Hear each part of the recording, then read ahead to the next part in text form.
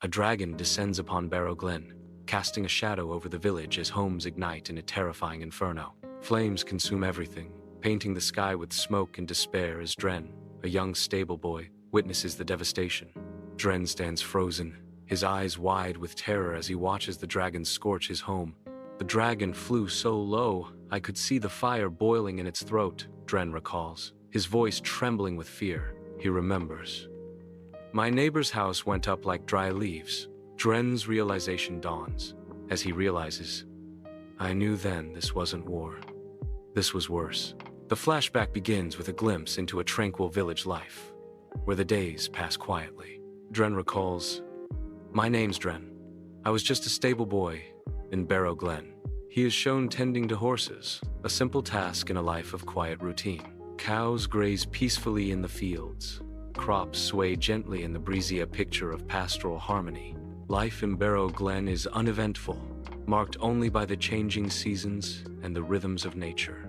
But everything changes when a name is whispered, a shadow falling over the idyllic scene. The name Grell hangs in the air, a harbinger of darkness and change. Callen scoffs, old wizard stories can't scare me. Under an ominous red sky, Barrow Glen is cloaked in dread, its thatched roofs casting long, distorted shadows.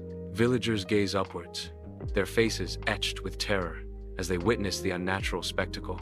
The sky turned red one night. Not sunset red, wrong red. A dragon circled, then landed. It spit fire across the grain. It chased a man into a pond. The man didn't come back up. From the heart of Barrow Glen forest, twisted figures emerge, their forms human yet deeply unsettling. They move with a predatory grace, their silence amplifying the terror. Callen's voice breaks the silence. We have to run, Dren. Dren's reply is filled with despair. Where? They're everywhere. The figures advance, their eyes glinting in the darkness. Callen grabs Dren's arm, pulling him forward. They stumble through the dense undergrowth, desperate to escape. The figures pursue relentlessly, their forms weaving through the trees. A figure lunges, its hand reaching out. Callen shoves Dren aside, narrowly avoiding the attack. Dren falls to the ground, scrambling to his feet. Callen stands his ground, facing the approaching figure. The figure strikes, its movement swift and brutal. Callen blocks the blow, staggering backward. Dren watches in horror, unable to help.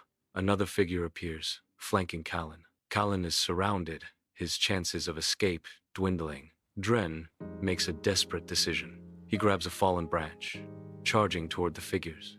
The figures turn their attention to Dren. Callen seizes the opportunity, fleeing into the forest. Dren fights bravely, but he is outnumbered. The figures overwhelm him, their forms closing in. Dren collapses to the ground, his branch falling from his grasp.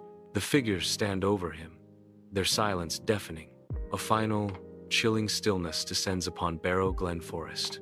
Under the shroud of night, a bonfire rages, casting dancing shadows across the glen. From the heart of the inferno, Grell emerges, a figure wreathed in flame. Grotesque monsters kneel in silent obedience before their master. And then, him, Grell. He didn't yell, didn't wave a staff. He lifted a hand. The monsters obey like dogs. He looked right at me. I couldn't breathe.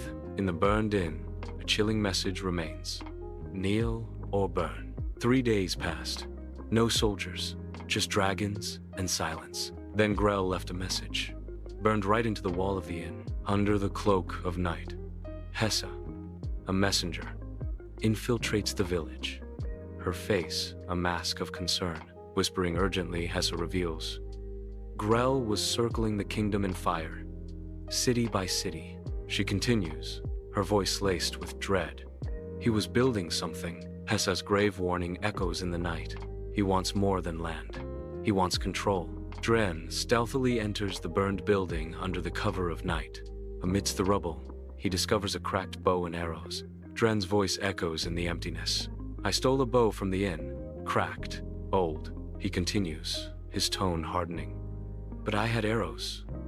I followed the monsters. Dren pauses, then whispers, I had to do something. In the deep wood, Dren lurks behind a tree, his eyes fixed on Grell. Grell speaks with a floating dark shape in the night. The air is heavy with unspoken dread as Dren watches Grell. A sense of foreboding hangs in the air. From the shadows, Dren's voice cuts through the silence. I saw him again, standing in fire, talking to something. Something wrong. Dren continues, his voice tinged with realization. It floated, it listened, and I realized. He thinks he's fixing us. Grell's voice echoes in response. Kings lie. Fire tells the truth. Under a canopy of whispering pines, Dren emerges from the shadows, the scent of damp earth clinging to his cloak. His hands, betraying a flicker of fear, pass a map to Hessa in the dim light of the campfire. I didn't shoot. I couldn't. I took a map, gave it to Hessa. She vanished before dawn. Hessa's eyes reflect the dancing flames as she accepts the map, her resolve burning bright.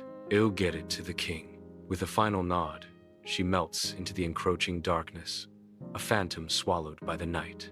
In Barrow Glen, villagers train, their movements brisk and purposeful. From the sky, a dragon plummets, disrupting the training. A villager shouts, "That was 3 months ago. We're not free yet." He continues, "But the king fights back now." The villager ends with, "One dragon fell last week. Under a bruised sky, a vast, desolate moor stretches, ancient trees clinging to the hillsides. Wind whispers through the gnarled branches, carrying a chilling tale. I write this so you know. Grell is real, and he believes he's saving us. That's what scares me most." A final statement echoes across the glen. The fire isn't over.